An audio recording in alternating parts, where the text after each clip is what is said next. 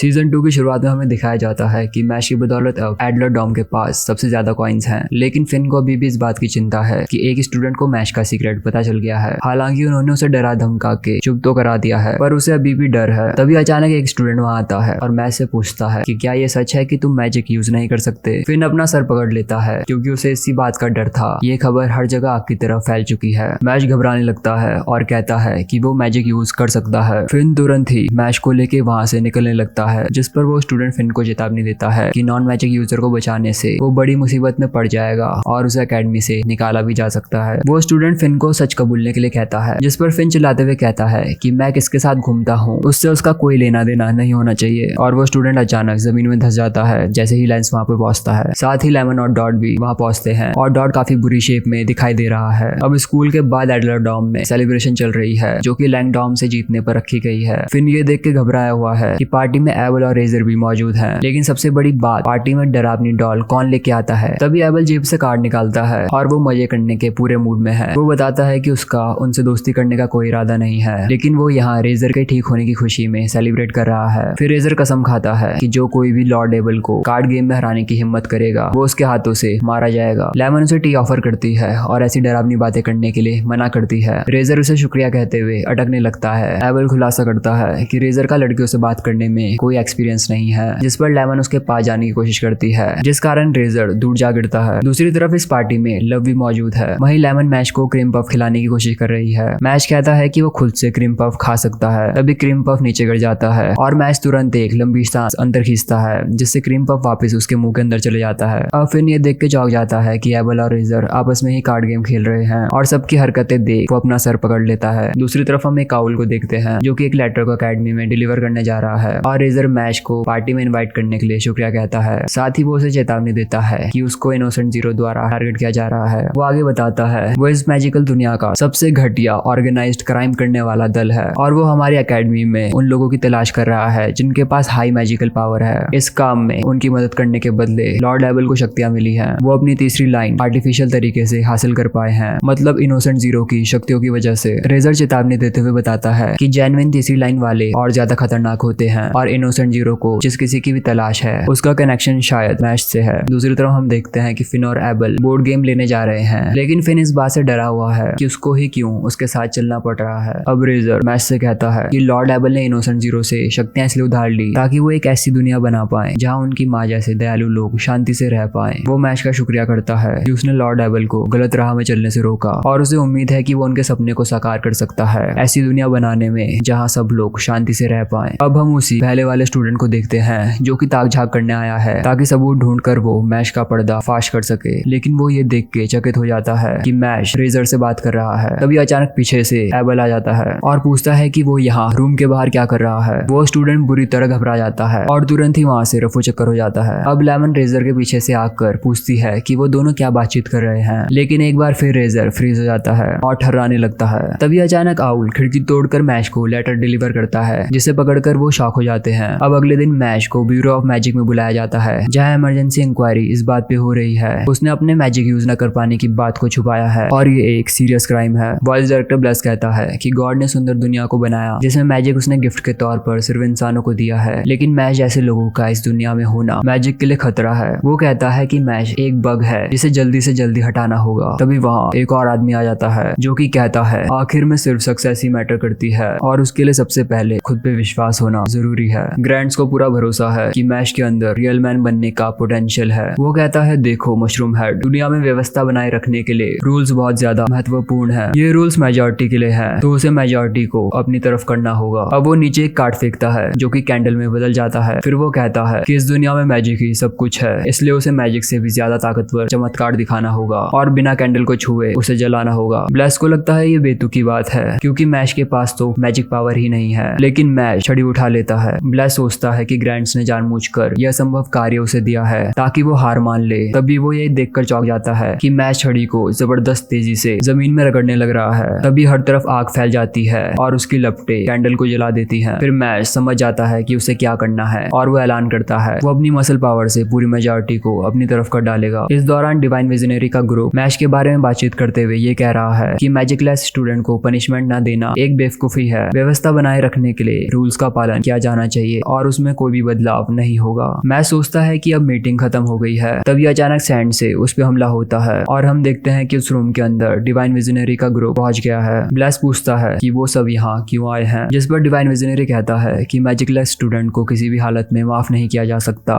Rule सबके लिए एक है, इसलिए मैश को मौत की सजा दी जानी चाहिए। ये सुनकर मैश शॉक हो जाता है। वो आगे कहता है कि सारे डिवाइन विजनरी का यही सेम फैसला है। तभी अचानक ब्लेस मैश के पीछे कूद कर आता है और कहता है ये उन्हें मंजूर नहीं है। असल में इनोसेंट जीरो ने उसकी बॉडी पे कब्जा कर लिया है और उसका कहना है कि मैश उनका है। वो कहता है कि वो इस बात को लेकर सीरियस हैं और सबूत के तौर पर वो बताता है कि उन्होंने इस इंसान की बॉडी में मैजिक पैरासाइट जोड़ दिया है। ये देख के ब्यूरो का कर्मचारी शॉन चौंक जाता है। अब हमें पता चलता है कि मैजिक पैरासाइट एक खतरनाक मैजिकल जीव है जो इंसानों को होश बनाकर उनका सारा माना सोख लेता है। अब ग्रैंड्स मैजिक पैरासाइट को निकालने के लिए आगे बढ़ता है, लेकिन शॉन उसे चेतावनी देता है कि अगर वो उसे बचाने की कोशिश करेगा तो ये पैरासाइट उसे भी अपना होस्ट बना लेगा। तभी अचानक सब ये देख के चौंक जाते हैं कि मैश उस पैरासाइट को खींच के निकाल रहा है। अब वो पैरासाइट तुरंत मैश के मुंह के अंदर घुस जाता है। शॉन उस पर चिल्लाने लगता है कि उसने उसकी चेतावनी सुनी नहीं थी क्या, अगर कोई भी पैरासाइट को जबरदस्ती बाहर निकालेगा तो वो उसको अपना अगला होस्ट बना लेगा। तभी मैश उल्टी कर देता है और शॉन ये देख के चौंक जाता है कि पैरासाइट डॉग बैलून की तरह बंधा हुआ है। मैश बताता है कि उसने अपनी जीभ से पैरासाइट को चेरी स्टैम्प की तरह बांध दिया था। अब मैश ब्लेस को आराम से साइड में बिठा देता है और कहता है कि मैंने दुश्मन मैसेंजर को हरा दिया है और इस बूढ़े आदमी की जान बच गई है, इसलिए अब केस क्लोज होता है। अब वो जैसे ही जाने लगता है तभी ऑटर कहता है ये मैटर अभी सुलझा नहीं है, उसे मौत की सजा मिलेगी और वो उसे अपने साथ ले जा रहे हैं। मैश अपने आप को जमीन के अंदर ढसा लेता है और कहता है कि वो उनके साथ नहीं जाएगा। ये बचपना देखकर ऑटर अपनी छड़ी उठाता है और सैंड के साथ गायब होकर तुरंत ही उसके पीछे आ खड़ा होता है। जैसे ही वो उसे सेंट्रल से मारने ही वाला था कि ग्रैंड्स उसे ये कहकर रोक लेता है कि उसने अभी उसकी राय सुनी नहीं है। ऑटर कहता है कि उसकी राय मायने नहीं रखती, इस दुनिया में रूल्स ही सब कुछ है। तभी अचानक वहाँ तलवार आकर उन दोनों को अलग कर देती है और हम पाते हैं कि हेडमास्टर वॉलबर्ग रेन के साथ वहाँ आ गए हैं। ऑर्डर पूछता है कि उन्होंने डिवाइन विजनरी को क्यों बुलाया है। मैश मैजिक यूज नहीं कर सकता, इसलिए उसका मरना तय है। वॉलबर्ग कहता है कि वो चाहता है कि उसकी मौत की सजा को रोक दिया जाए, क्योंकि ऐसा पहली बार हुआ है कि जब इनोसेंट जीरो ने अपना मैसेंजर भेजा है और मैश हमें उस तक पहुंचाने में मदद कर सकता है, क्योंकि उसका इंटरेस्ट मैश पर है। डिवाइन विजनरी इस प्रस्ताव पर विचार करते हैं और मैश को हैरानी होती है कि वॉलबर्ग इतना महत्वपूर्ण क्यों लग रहा है। ग्रैंड्स खुलासा करता है कि वॉलबर्ग इससे पहले एक डिवाइन विजनरी था और वो एक जीता जागता लेजेंडरी है जिसने अपनी जवानी के समय में इनोसेंट जीरो को कांटे की टक्कर दी थी, इसलिए सभी मेजिस में से उसका सम्मान सबसे ज्यादा है। ऑर्डर कहता है कि वो उसका प्रस्ताव स्वीकार नहीं कर सकता, नियम व्यवस्था बनाए रखने के लिए है और उन्हें किसी भी कीमत पे उनका पालन करना चाहिए। अब हर कोई ये देख के चौंक जाता है कि वॉलबर्ग ने अपना सर झुका लिया है। वो कहता है कि ये सच है कि मैश मैजिक यूज नहीं कर सकता, लेकिन उसके पास लोगों के दिलों को प्रभावित करने की क्षमता है और उसे पूरा भरोसा है कि मैश इस दुनिया को बदल सकता है। अभी तक मैजिक यूज न कर पाने वालों के साथ घटिया व्यवहार किया जाता है और उन्हें नीचा समझा जाता है। हमारी वैल्यूज समय के साथ बदली हैं, हालांकि इन्हें बदलने में काफी साहस की जरूरत है और इसके लिए हमें कबूलना होगा कि हमने इनजस्टिस किया है। ऑर्डर फिर भी उसकी बात नहीं मानता और तब रेन भी अपना सर झुका लेता है और उससे विनती करता है कि वो मैश को न मारे, क्योंकि उसने प्रूव किया है कि वो भरोसे लायक है। दूसरे डिवाइन विजनरीज कहते हैं जनता मैश को कभी स्वीकार नहीं करेगी और वॉलबर्ग को भी भावनाओं में बहकर मुश्किल फैसले नहीं लेने चाहिए। अब ब्लेस सामने आकर कहता है कि उसके विचार भी उनसे मेल खाते हैं। हमारा मैजिक गॉड के द्वारा दिया गया स्पेशल गिफ्ट है और उनके लिए नॉन मैजिक यूजर को बाहर करना स्वाभाविक है, क्योंकि वो हमारे जैसे नहीं है। हालांकि ये भी सच है कि आज नॉन मैजिक यूजर ने ही उसकी जान बचाई है, इसलिए वो चाहता है कि मैश की सजा को रोका जाए, भले ही रूल्स के विरुद्ध जाने पर उसे सजा ही क्यों न मिले। वो अपना मन नहीं बदलेगा। ऑर्डर सिर्फ इन्हीं कंडीशन पे उसकी बात मानने को तैयार होता है कि मैश को उनकी देखरेख में ही काम करना होगा और उसे प्रूव करना होगा कि वो इनोसेंट जीरो से लड़ने में पर्याप्त सक्षम है और इसके लिए उसे इस साल डिवाइन विजनरी का कैंडिडेट बनना होगा। ऑर्डर चेतावनी देता है अगर वो फेल हुआ तो उसे तुरंत मारा जाएगा। मैश सभी शर्तों को मान लेता है और कहता है कि वो शांति से सबके साथ जीना चाहता है। वो जमीन पर एक जोरदार पंच मारता है जिससे पूरी धरती हिलने लगती है और वो वादा करता है वो अपने फिस्ट से इनोसेंट जीरो को हराएगा और हम देखते हैं कि इनोसेंट जीरो का महल मैश के पंच की वजह से हिल रहा है।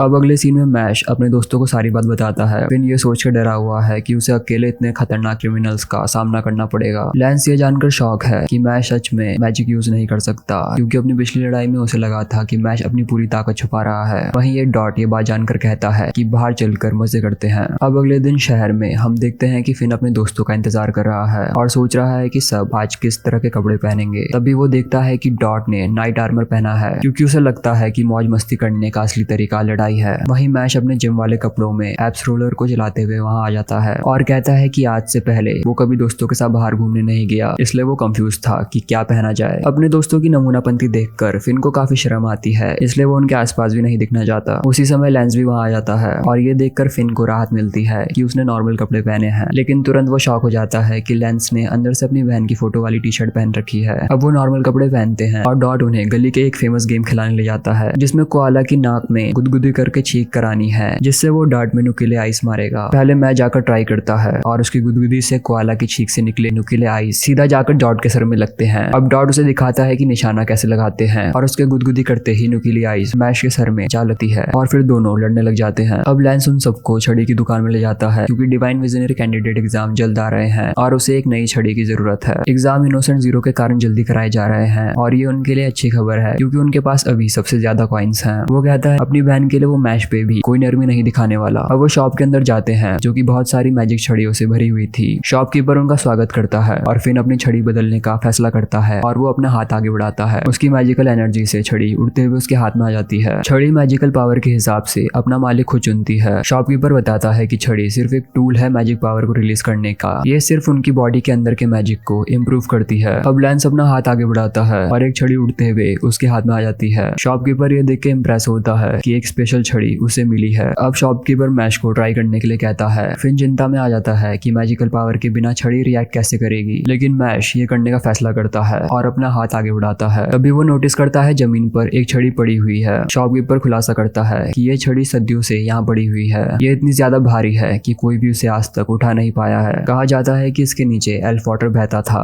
जो कि कई ज्यादा शक्तिशाली छड़ी बनाने के लिए यूज होता था, पर हजारों सालों से कोई भी मसल और मैजिक इसे यहाँ से नहीं हिला पाया है। फिन और डॉट चिल्लाने लगते हैं कि उन्हें ये बात मैश के सामने नहीं करनी चाहिए थी। अब मैश आगे बढ़ता है और बड़े आराम से उसे उठा लेता है और इस कारण वाटर नीचे से ऊपर निकल आता है। ये देख के शॉपकीपर के होश उड़ जाते हैं और मैश इस छड़ी को रखने का फैसला करता है। अब बाहर जाके उन्हें टॉम और लेमन मिलते हैं और वो एक साथ खूब मजे करते हैं। अब शाम होते होते सब थक जाते हैं। मैश कहता है कि उसे खूब मजा आया और आज से पहले वो कभी भी दोस्तों के साथ बाहर नहीं गया था और वो एक बार फिर यहाँ आना चाहता है। अब कुछ दिनों बाद मैश अपने कॉइन्स काउंट करता है और लेंस को लगता है कि वो आने वाले एग्जाम के लिए तैयार है, पर मैश एग्जाम से पहले अपने घर जाना चाहता है और ये बात उसने रेन को भी बताई थी। इस दौरान हम ऑटर को देखते हैं जो कि हाउस ऑफ ऑर्गा के मैक्रॉन को ये कह रहा है कि वो मैश को एग्जाम में भाग लेने से रोके, लेकिन वो ये कह के मना कर देता है कि उसे दूसरों से मतलब नहीं है, उसे बस एक्साइटमेंट चाहिए। ऑटर कहता है कि उसने एबल को हराया है, वो भी बिना मैजिक के। ये सुन मैक्रॉन चौंक जाता है और पियानो बजाने लगता है। दूसरी तरफ मैश घर आ चुका है और उसे देख उसके फादर खुशी से रोने लगते हैं। तभी मैश के दोस्त भी अंदर आ जाते हैं। अब रैग्रो ये देख के खुश हो जाता है कि मैश ने कई सारे दोस्त बनाए हैं क्योंकि उसने आज तक अपने बेटे को सारी दुनिया से छुपा कर रखा था। डॉट कहता है कि ये हमारा दोस्त से भी बढ़कर है और ये मेरा राइवल है। लेमन कहती है कि ससुर जी, मैं मैश की फ्यूचर वाइफ हूँ। रैग्रो ये सुन और भी ज्यादा चौंक जाता है। डॉट उन्हें हर्बल टी देता है और लेंस कहता है कि उसके पास भी उन्हें देने के लिए कुछ है और वो उन्हें अपनी सिस्टर की मर्चेंडाइज पकड़ा देता है। रैग्रो शॉक हो जाता है और मैश कहता है कि इसको अभी भी समझ नहीं है, हर किसी की अलग प्रायोरिटीज होती हैं। अब उनको घर में दौड़ता हुआ देख रैग्रो कहता है कि ये सब काफी यूनिक है और फिन को शायद उनके साथ मुश्किल होती होगी, लेकिन रैग्रो खुश है कि मैश को काफी शानदार दोस्त मिले हैं। अब इस दौरान मैक्रॉन और उसके साथी मैश की ओर बढ़ रहे हैं। तभी ऊपर से कई सारी तलवारें गिरने लगती हैं जिसे वो डॉज कर लेते हैं। मैक्रॉन कहता है कि क्या वो मैश का बॉडीगार्ड है, जिस पर रेन कहता है कि वो यहीं पास से गुजर रहा था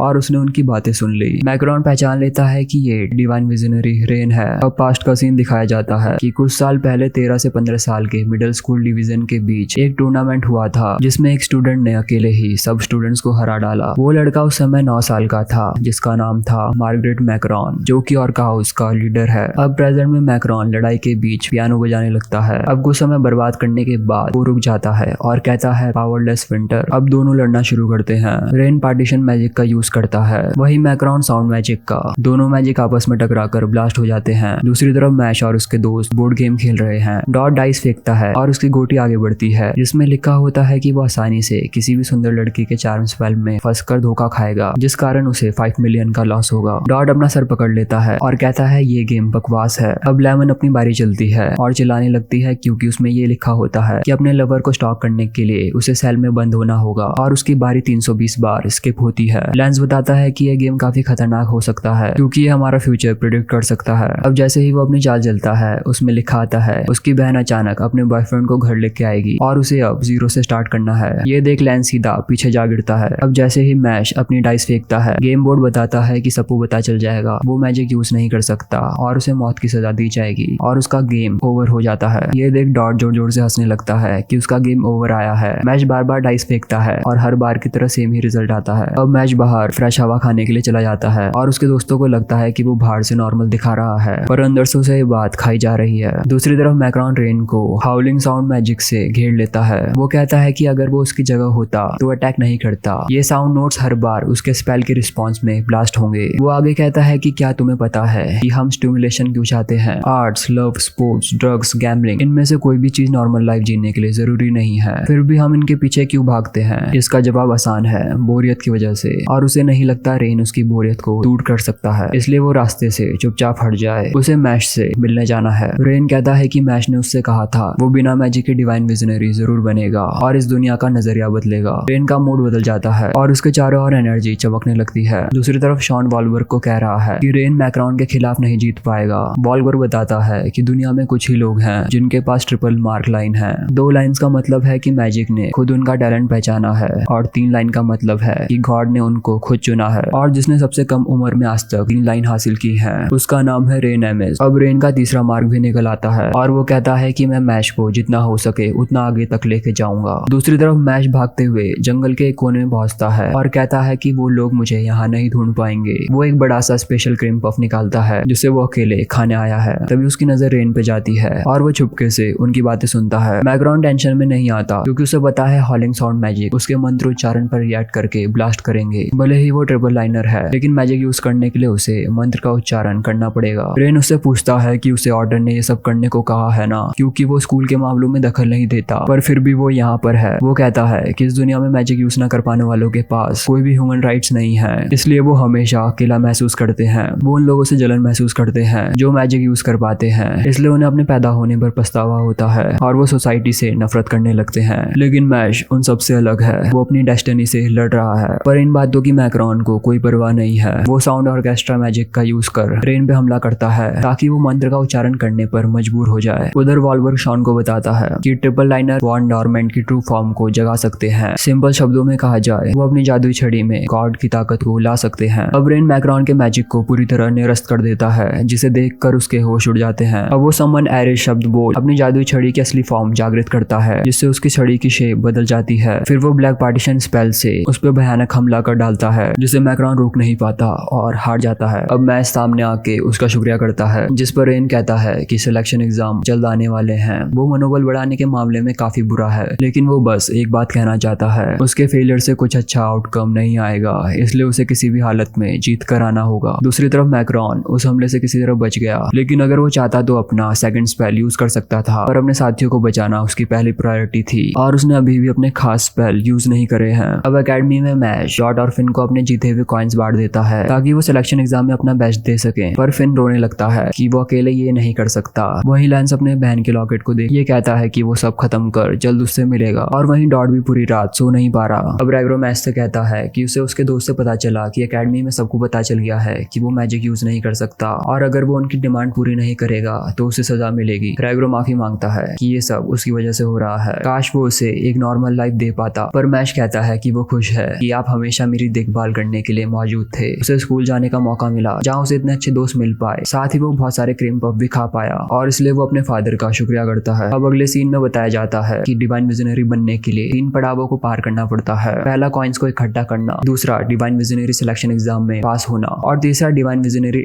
फाइनल एग्जाम। सेकंड स्टेज में पहुंचने के लिए 5 से ज्यादा कॉइन की जरूरत होती है, लेकिन इनोसेंट जीरो की वजह से ये एग्जाम जल्द करवाए जा रहे हैं, इसलिए क्वालिफाई करने के लिए अब 3 कॉइन्स की जरूरत है। वहीं वॉल्बर ये देख के चिंतित हो जाता है। इस एग्जाम में मैक्रॉन भी हिस्सा ले रहा है जो कि मैच के लिए मुश्किल और बढ़ाएगा। अब मैच एरिना की तरफ बढ़ने लगता है पर ऑटर उसका रास्ता रोक देता है और कहता है कि उसके अस्तित्व को दुनिया कभी स्वीकार नहीं करेगी। मैच अपनी हर मसल को फ्लेक्स करता है जो कि उससे कहती है कि ये सब सच नहीं है, उसे हार नहीं माननी चाहिए और कोशिश करते रहनी चाहिए। मैच केविन, टॉम और माइक और हर मसल का नाम लेते हुए उनको शुक्रिया करते हुए कहता है कि वो अपना बेस्ट देगा। अब वो वहां से चला जाता है और जैसे ही वो अरेना में एंटर करता है सारी जनता उसको पहचान लेती है कि ये वही स्टूडेंट है जो मैजिक यूज नहीं कर सकता। सब चिल्लाने लगते हैं कि वो यहाँ डिजर्व नहीं करता, उसे घर वापस लौट जाना चाहिए। एक स्टूडेंट ये देख कहता है कि ये लड़का डिवाइन विजनरी की शान को मिट्टी में मिला देगा, इसे डिस्क्वालीफाई कर देना चाहिए। फिर ये देखकर मैश का मनोबल बढ़ाने जाता है, पर मैश कहता है कि उसे घर जाना है। अब होस्ट बताती है कि ये एक सर्वाइवल गेम है जहाँ उन्हें एक चाबी ढूंढनी है जो कि एक बैलून में है जिसे उन्हें मैजिक से फोड़ना है। फिन को लगता है कि ये काफी आसान है। होस्ट आगे बताती है इस दौरान उन्हें 3 डेड इवेंट से भी बचना है और ये सुनकर फिन डर के मारे चिल्लाने लगता है कि उन्हें मॉन्स्टर्स का मुकाबला करना होगा। होस्ट बताती है कि ये मुकाबला सारी जनता को मिरर के जरिए दिखाया जाएगा और यहाँ किसी भी तरह की चीटिंग अलाउड नहीं है। अब मैच शुरू होता है और एक मैजिकल डोर प्रकट होता है जहाँ स्टूडेंट्स दूसरे डायमेंशन में पहुंच जाते हैं। अब एक कंटेस्टेंट अपनी ख्वाहिश का इजहार करता है कि वो चाबी हासिल करना चाहता है। अचानक एक डेड इवेंट उसके सामने आ जाता है और जब वो उसके खिलाफ मैजिक इस्तेमाल करता है तो पता चलता है कि डेड इवेंट्स मैजिक के प्रति इम्यून है। अब होस्ट चेतावनी देती है अगर डेड इवेंट्स की कुल्हाड़ी ने उन्हें टच करा तो उनकी सोल दर्दनाक दर्द को सहते हुए इस गेम से बाहर पहुंच जाएगी। अब वो कंटेस्टेंट्स गेम से बाहर आ जाता है और होस्ट ऑडियंस को बताती है सिर्फ 11 कैंडिडेट्स बचे हैं। अब एक ऑडियंस का मेंबर कहता है इस साल के कंटेस्टेंट पिछले साल के कंटेस्टेंट के मुकाबले बहुत ज्यादा कमजोर हैं। तभी सारी ऑडियंस का मुंह खुला का खुला रह जाता है जब वो देखते हैं कि मैश ने एक ही मुक्के में डेड इवेंट्स को घुटनों के बल ला दिया है। अब मैश जैसे ही चाबी ढूंढने के लिए आगे बढ़ता है अचानक डेड इवेंट फिर से उठ जाता है और होस्ट ऑडियंस को समझाती है कि डेड इवेंट्स की हीलिंग क्षमता काफी तेज होती है। मैश तुरंत वहां से भागने का फैसला करता है और डेड इवेंट भी उसको मारने के लिए पीछे बढ़ जाता है। तभी हम देखते हैं कि मैश का साइज छोटा हो गया है जिस कारण वो डेड इवेंट से बच जाता है। एक और कंटेस्टेंट मैश के सामने आता है ये बताते हुए कि उसने ये स्पेल किया है। डेड इवेंट की हाइट साइड कमजोर होती है लेकिन उनके सुनने की क्षमता बहुत तेज होती है। अब वो अपने मैजिक से दोनों की बॉडीज को नॉर्मल साइज में वापस ला जाता है और मैश मदद के लिए उसका शुक्रिया करता है जिस पर वो स्टूडेंट मिलकर एग्जाम पास करने के लिए उसे टीम बनाने के लिए कहता है। मैश इस ऑफर से सरप्राइज हो जाता है। अब वो स्टूडेंट आइडिया देता है कि चाबी को ढूंढने के लिए उन्हें डेड इवेंट का पीछा करना होगा। दूसरी तरफ फिन डर के मारे छुपा हुआ है। वहीं डॉट चाबी को ढूंढते ढूंढते परेशान हो जाता है और जोर से चिल्लाता है जिस कारण वो मॉन्स्टर उसे ढूंढ लेता है और डॉट के पीछे बढ़ जाता है। वहीं मैश और वो स्टूडेंट बिना आवाज के चुपचाप डेड इवेंट का पीछा करते हैं लेकिन मैश अचानक नीचे पड़े छोटे पत्थर से टकराता है और जैसे ही वो गिरने वाला होता है वो तुरंत ही माइकल जैक्सन का मूव करते हुए अपना बैलेंस संभाल लेता है। अब उनकी नजर बड़े बैलून पे जाती है और वो स्टूडेंट कहता है कि चाबी इसी के अंदर है। मैश उस बैलून को फोड़ने के लिए आगे बढ़ता है।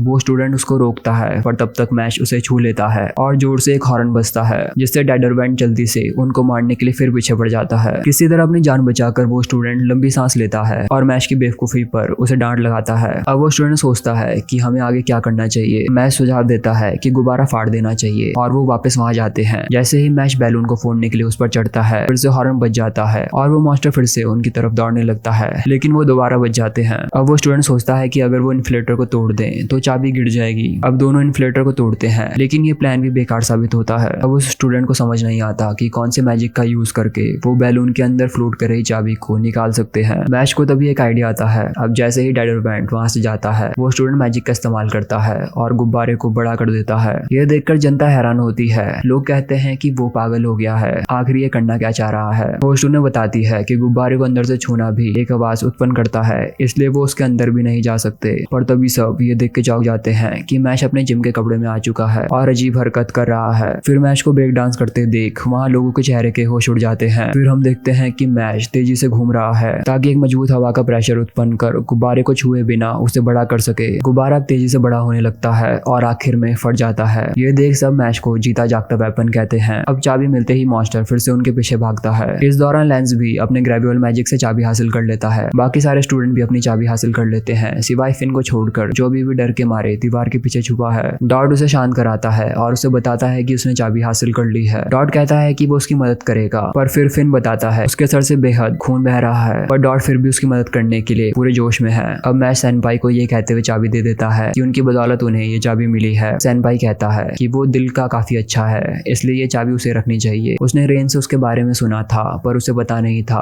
कि वो इतना दयालु भी है। उसने चाबी हासिल करने का तरीका समझ लिया है इसलिए वो बाकी का संभाल लेगा। फिर सेनपाई कहता है कि वो बहुत टफ बनने की कोशिश कर रहा है और उसके गर्व की भावना कह रही है कि उसे मैश जैसे लोगों के लिए कुछ करना चाहिए। मैश उसका शुक्रिया करते हुए वहां से निकल जाता है। अभी एक और व्यक्ति सेनपाई के पास आता है और उसकी आंख पर वार करता है जिससे उसका खून बहने लगता है। अब पता चलता है कि ये व्यक्ति ऑर्काड्रॉम का कार्पेच्यू लियो यांग है और सेनपाई को अब इसका मुकाबला करना है। दूसरी तरफ एरिना में कई सारे स्टूडेंट अपनी चाबी लेकर पहुंच चुके हैं। अब मैश भी वहां एंटर करता है और देखता है कि डॉट फिन को अपने कंधे पर लेकर आया है। मैश कहता है कि उसे अपनी चोट को पहले ठीक करना चाहिए। डॉट जवाब देता है कि उसे फिन के लिए चाबी हासिल की थी और फिर दोनों नीचे बैठ जाते हैं। अब लेंस मैश से बात करने लगता है और वो ये जानकर आश्चर्यचकित है कि मैश ने मैजिक का इस्तेमाल किए बिना गुब्बारे को फोड़ दिया। मैश कहता है कि ये सब सेनपाई की मदद की वजह से हो पाया पर उसे अभी अभी भी समझ नहीं आ रहा कि उन्होंने उसकी मदद क्यों करी और उसे चाबी क्यों दी। अब होस्ट अनाउंस करती है कि सिर्फ 9 लोग ही अगले स्टेज में जा सकते हैं। तभी सेनपाई खून से लथपथ एरिना में प्रवेश करता है और सीधा नीचे गिर जाता है। फिर सबकी नजर कारपैचियो पे जाती है जो कि उसके पीछे है। किसी को नहीं पता सेनपाई के साथ क्या हुआ है। कारपैचियो सेनपाई के सर को कुचलने लगता है और कहता है कि यहाँ कमजोर के लिए कोई जगह नहीं है, ये बंदा यूजलेस है, इसलिए फर्क नहीं पड़ता मैं इसके साथ क्या करता हूँ। मैश उसके पास जाता है और कारपैचियो से सवाल करता है कि वो क्या करने की कोशिश कर रहा है। अगर उसने इसके आगे और कुछ किया तो वो उसे पंच मारेगा, लेकिन कारपैचियो कहता है कि मैं जो चाहे कर सकता हूँ। फिन सोचता है कि कारपैचियो इस साल के बेहतरीन स्टूडेंट्स में से एक है जो लेंस की तरह एक एलीट है। अब एक लड़की आकर कारपैचियो को वेलकम ड्रिंक देती है जिसे उठाकर वो मैश के चेहरे पर फेंकता है और कहता है कि कमजोर लोगों को चुप रहना चाहिए। पर मैश तुरंत ही उस पानी को प्रोटीन के साथ शेकर में डालकर हिलाने लगता है और उसे पीकर कारपैचियो से माफी मांगता है कि 3 बजे उसका स्पेशल मसल प्रोटीन ड्रिंक पीने का समय होता है। ये देखकर वहां सभी के होश उड़ जाते हैं। अब मैश कारपैचियो से फिर माफी मांगता है ये कहते हुए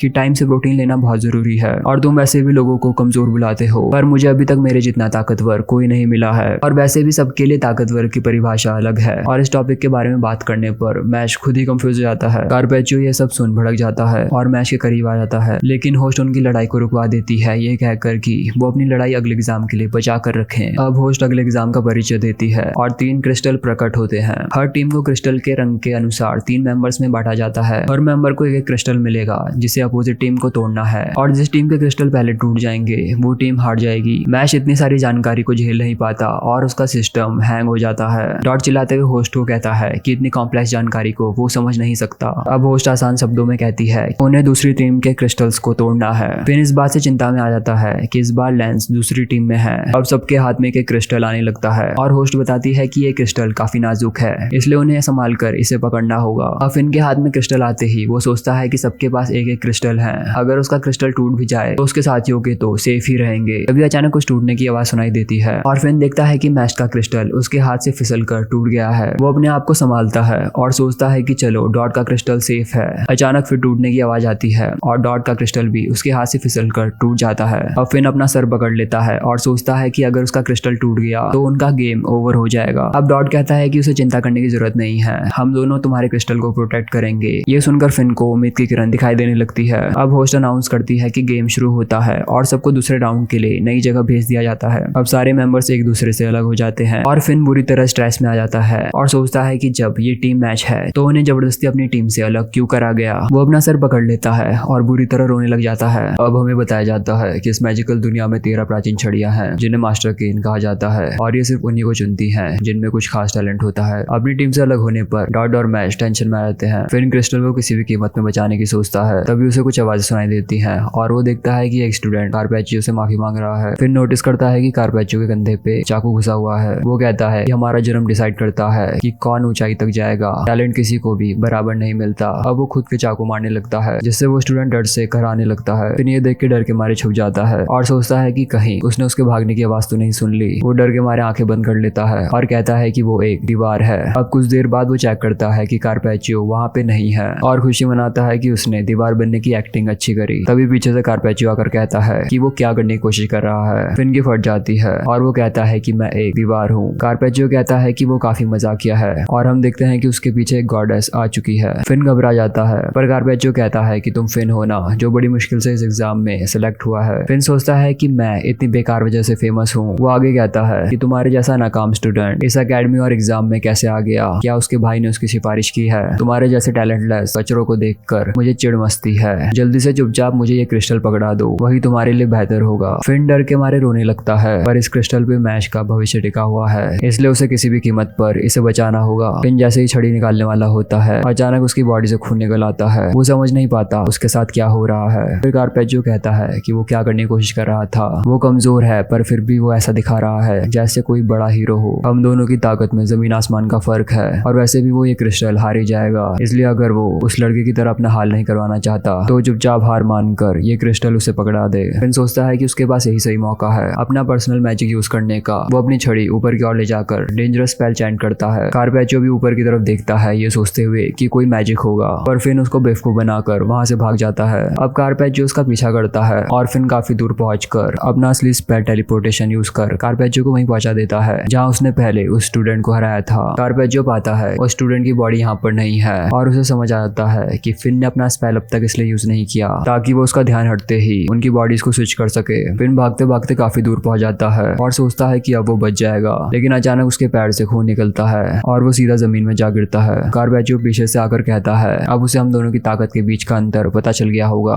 वो उसकी चोट में जोर से पैर मारता है और क्रिस्टल मांगने लगता है। फिन दर्द से कराहने लगता है पर फिर भी वो उसे क्रिस्टल नहीं देता। अब कार्पैचियो चाकू निकाल कर बार बार खुद को स्टैब करता है, जिस कारण फिन दर्द से तड़पने लगता है और ऑडियंस ये क्रूरता देख घबरा जाती है। फिन मैश के साथ बिताए पल याद करता है और कहता है भले ही वो कमजोर और डरपोक है पर वो किसी भी हालत में उसे एक क्रिस्टल नहीं देने वाला। वो अपने दोस्त को धोखा नहीं देगा। फिन उसका विरोध करता है पर कार्पैचियो के मैजिक के आगे वो टिक नहीं पाता। वो कहता है कि जो लोग मुकाबला नहीं कर सकते वो जब प्रयास करने की कोशिश करते हैं तो उसको बहुत चिढ़ मचती है। अब वो अपनी गर्दन पे चाकू रख फिन को मारने ही वाला होता है। तभी मैश तेजी से आकर कार्पैचियो का मुंह दीवार में पटक डालता है और फिन को शुक्रिया कहता है कि उसने उसके लिए इतना दर्द सहा। तभी मैश देखता है उसके सर से खून बह रहा है। कार्पैचियो कहता है वो दर्द महसूस नहीं कर सकता, मेरी छड़ी स्पेशल है और उसके पीछे वापस ब्लाइंड गॉडेस आ जाती है। मैश वापस उसके फेस पे घुटना दे मारता है और कहता है कि वो क्या बकवास कर रहा है। तभी मैश के फेस पे जोर से चोट लगती है और कार्पैचियो खुलासा करता है उसका मैजिक अपने अपोनेंट के किए गए हर अटैक को रिफ्लेक्ट करता है। वो अपने पैर पे चाकू मारता है जिससे मैश के पैर से खून निकलता है और फिन देखता है कि कार्पैचियो की चोट हील हो गई है। कार्पैचियो आगे समझाता है कि उसकी छड़ी उसका सारा दर्द एब्जॉर्ब कर लेती है और यही इस छड़ी की खासियत है जो कि मास्टर केन की ब्लेसिंग है। इस प्राचीन छड़ी की ताकत अपने आप एक्टिवेट हो गई जब उसने मुझे चुना था, इसलिए जब से वो पैदा हुआ है तब से उसने आज तक किसी भी तरह का दर्द महसूस नहीं करा है। अब वो बार बार अपने आप को स्टेप कर मैश को नुकसान पहुंचाता है। मैश उस पर कई सारे पंचेस मारता है पर वो उल्टा उसको ही रिफ्लेक्ट हो जाते हैं। कार्पैचियो कहता है इंसान का फेट इसके अनुसार डिसाइड होता है कि वो किस काबिलियत के साथ पैदा हुआ है। अभी जो तुम कर रहे हो वो बस खुद को सेटिस्फाई करने के लिए है पर इसका कोई फायदा नहीं होने वाला। वहाँ पड़ा फिन भी यही करने की कोशिश कर रहा था।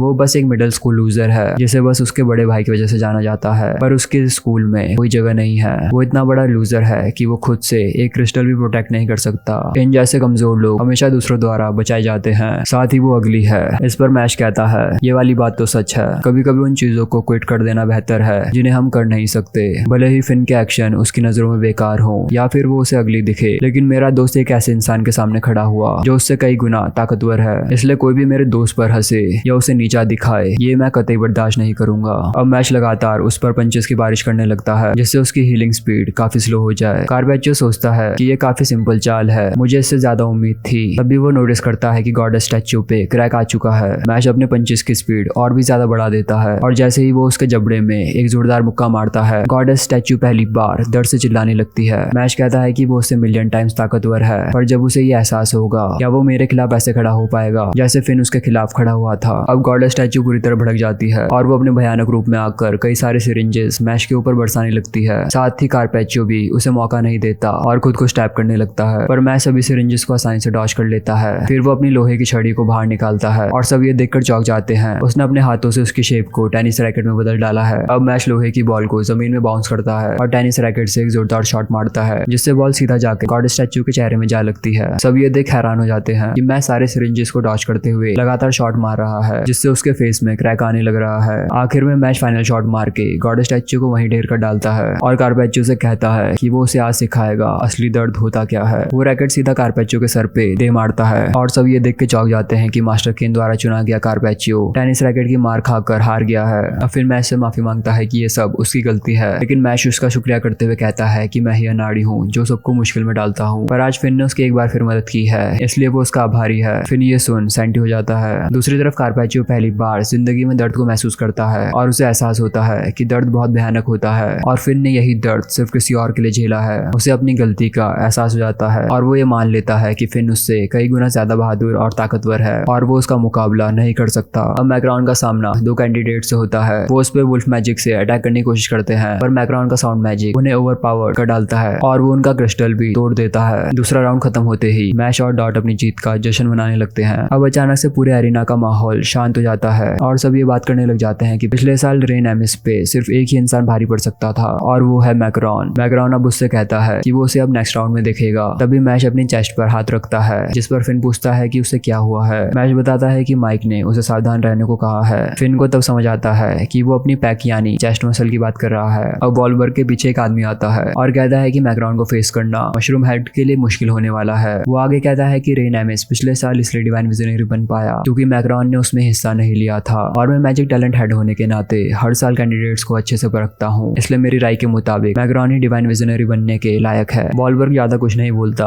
और उस आदमी को समझ नहीं आता क्यों वॉलबर्ग इस लड़के की साइड है। दूसरी तरफ पिछला डिस्क्वालीफाइड कैंडिडेट मैच से काफी जलन खाए हुए है। वो मैक्रॉन के कान भरने की कोशिश करता है पर मैक्रॉन उसे चेतावनी देता है अगर वो उसके मजे के बीच में अड़चन डालेगा तो वो मारा जाएगा और ये सेम चीज ऑर्डर पे भी लागू होती है। अब मैच का ड्रामेटिक सीन शुरू होता है जहाँ वो खुद से सवाल करता है कि वो जिम में इतनी मेहनत क्यों करता है। वो बताता है कि अपने फादर के कहने पर उसने ट्रेनिंग शुरू करी थी। शुरू में उसे ये काफी भारी और थका देने वाला लगा जिस वजह से वो इसे पसंद नहीं करता था, पर रोज करते करते वो और भी ज्यादा वेट्स आसानी से उठाने लगा और मेरे वेट लिफ्ट करने का कारण यही है कि शायद वहाँ डंबल पड़े थे इसलिए। अब मैच कहता है क्या तुम्हें पता है इंसानों के पास हाथ क्यों होते हैं ताकि वो डंबल उठा सके, और क्या तुम्हें पता है इंसानों के पास पैर क्यों होते हैं ताकि वो डेडलिफ्ट मार सके। फिर लेमन का भी इमोशनल ड्रामा शुरू हो जाता है और इन सबको देख फिन सोचता है कि ये सब पगला चुके हैं। तभी मैच का अलार्म बजता है और अब उसके प्रोटीन पीने का टाइम हो चुका है। वो कहता है कि मसल्स को न्यूट्रिशन देना बहुत जरूरी है। तभी वहाँ कार्लो आ जाता है और कहता है कि ये इम्प्रेसिव है। फिर ये देख घबरा जाता है कि वो यहाँ कब आया। मैच को याद आता है कि वही डिवाइन विजनरी है जिसने उस दिन मेरे को बुली करा था। फिर उससे पूछता है कि वो यहाँ क्यों आया है, जिसपे कार्लो कहता है कि उसे मैच काफी इंटरेस्टिंग लगा है इसलिए अगले राउंड से पहले वो उसके साथ एक गेम खेलना चाहता है, पर मैच उसे मना कर देता है क्योंकि उसे रेस्ट करना था। कार्लो बताता है कि वो मैजिक टैलेंट विभाग का हेड है इसलिए कोई भी ब्यूरो ऑफ मैजिक ज्वाइन करता है तो उसे मैं ही जज करता हूँ और जब तक मैं मैच को स्वीकार नहीं कर लेता वो डिवाइन विजनरी नहीं बन सकता। ये सुनते ही मैच गेम खेलने के लिए तुरंत मान जाता है। वो मैच को ऑफर देता है कि अगर वो उसे इस गेम में हरा देगा तो वो उसे डायरेक्ट एग्जाम में पास कर डालेगा। मैच पूछता है कि वो कौन सा गेम खेलने वाले हैं, जिसपे वो बताता है कि गेम का नाम है you look you lose. Match ये चैलेंज स्वीकार करता है और कार्लो मैजिक से मैच के नीचे सर्कल बना देता है। गेम सिंपल है, कार्लो अपनी उंगली पॉइंट करने के बाद 3 तक काउंट करेगा और अगर मैच काउंटडाउन तक सर्कल के अंदर ही रहा तो वो जीत जाएगा। साथ ही मैच को उस तरफ अपना फेस नहीं रखना जहाँ उसकी उंगली पॉइंट होगी। इस 3 राउंड के मैच में फिन को ये गेम काफी आसान लगता है। कार्लो अपनी उंगली ऊपर की ओर पॉइंट करता है और मैच अपना सर झुका लेता है, पर वो देखता है कि नीचे से एक अटैक उसकी ओर आ रहा है। फिन ये देख घबरा जाता है। मैच उस अटैक को डॉज करते हुए अपनी बॉडी को पीछे बैंड करता है और उसका फेस तिरछा है। कार्लो ये देख के इम्प्रेस होता है और अगली बार वो अपनी उंगली लेफ्ट और राइट पॉइंट करता है। दोनों साइड से अटैक आता देख डॉट को लगता है कि इस बार ये इसे डॉज नहीं कर पाएगा, पर मैच पंच मार के उस हमले को रिफ्लेक्ट कर डालता है। कार्लो ये देख खुश होता है, उसने सिर्फ अपने हाथों से उसके अटैक को रिफ्लेक्ट कर डाला। इस बार वो अपनी ब्लैक फ्लेम सॉर्ड निकालता है और कहता है कि जिस टारगेट को ये छुएगी वो उसे तब तक जलाती रहेगी जब तक टारगेट मारा ना जाए, जिसका मतलब है इस बार मैच इसे अपने हाथों से नहीं रोक पाएगा। फिर मैच को रोकने की कोशिश करता है जिस पर मैच कहता है कि ये डरावना है, वो भी रुकना चाहता है। अब कार्लो अपनी उंगली 3 डायरेक्शन में पॉइंट करता है जिसका मतलब है वो सिर्फ नीचे की ओर ही देख सकता है। वो मैच पे नीचे से हमला करने के लिए आगे बढ़ जाता है। मैच उसके हर हमले को आसानी से चकमा देने लगता है और कार्लो इस दौरान काउंट भी कर रहा है। मैच का फेस नीचे की डायरेक्शन पर होने पर कार्लो की सॉर्ड उसके फेस के काफी करीब आने लगती है। मैच पहले तो अपने फेस से ही उस सॉर्ड को रोकने वाला था, पर अचानक वो अपने पैर जमीन के अंदर धंसाकर उस सर्कल को लेके ही हवा में कूद जाता है। साथ ही अपना फेस नीचे की ओर करते हुए वो इस अटैक को भी डॉज कर देता है। अब नीचे आते ही एक आउल मैच का क्रीम पफ लेके उड़ने लगता है और मैच अपना फेस राइट की ओर घुमाता है और उसको एहसास होता है कि वो हार गया। कार्लो कहता है कि इसे काउंट नहीं किया जाएगा और वो मैच को ड्रॉ घोषित करता है। जाते जाते वो ये कहता है कि उसके करंट लेवल के हिसाब से वो मैक्रॉन को नहीं हरा पाएगा। मैच फिन को बताता है कि अगर वो लड़ने में झिझक नहीं दिखाता तो मैं खतरे में आ जाता और उसने कोई स्पेल भी कास्ट नहीं करा था। वहीं कार्लो भी मैच के बारे में सोच रहा था कि मैच अपने सर से ही उस सॉर्ड को रोकने जा रहा था। ऐसा क्या कारण है कि डिवाइन विजनरी बनने के लिए वो अपनी जिंदगी भी दाव में लगाने को तैयार है। उसे उम्मीद है कि वो भी उनके लेवल तक जल्द ही पहुंच जाए। अब वो घड़ी आ जाती है जब मैच और मैक्रॉन आपस में भिड़ने वाले हैं। एंकर मुकाबला शुरू करने वाली होती है कि मैच उसे बीच में रोक देता है और क्रीम पफ निकालकर कहता है कि वर्कआउट से पहले उसे अपना कैलोरी इनटेक पूरा करना है। मैक्रॉन कहता है क्या कोइंसिडेंस है, उसे भी अपना फ्राइड श्रिम्प खाना है। वो उसे ज्वाइन करता है और बार बार श्रिम्प को सॉस में डिप करने लगता है। ये देख मैच कहता है कि ऐसा करके उसे श्रिम्प का टेस्ट पता नहीं चलेगा। मैक्रॉन जवाब देता है कि वो गलत है, इससे फ्राइड श्रिम्प का टेस्ट और भी बढ़ जाएगा। ये सुनकर मैच कहता है कि उसका अपोनेंट बहुत ज्यादा ताकतवर है। ये देख डॉट सोचता है कि सारे पागल लोग ही इतने ताकतवर क्यों होते हैं। दूसरी तरफ कार्लो सोच रहा है कि ऑर्डर ने अभी तक अपना दखल नहीं दिया है, जिसका मतलब है कि उसे मैक्रॉन की काबिलियत पे भरोसा है कि वो मैच का खात्मा कर डालेगा।